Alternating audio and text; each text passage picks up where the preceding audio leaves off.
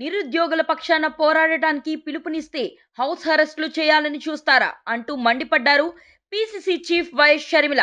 వేలాదిగా తరలి వస్తున్న పార్టీ శ్రేణులను ఎందుకు ఆపుతున్నారంటూ ఆమె ధ్వజమెత్తారు. ప్రజాస్వామ్యంలో నిరసన తెలిపే హక్కు మాకు లేదా అని ప్రశ్నించారు. ఒక మహిళనై ఉండి హౌస్ అరెస్ట్ కాకుండా ఉండేందుకు పోలీసులను తప్పించుకొని కాంగ్రెస్ పార్టీ కార్యాలయాల్లో గడపవలసిన పరిస్థితి రావడం దురదృష్టకరమని షర్మిల అసంతృప్తి వ్యక్తం చేశారు. నిరుద్యోగుల విషయంలో ప్రభుత్వం తన అసమర్థతను కప్పిపుచ్చుకునేందుకు అరెస్టులు చేస్తుందని షర్మిల ఆరోపించారు.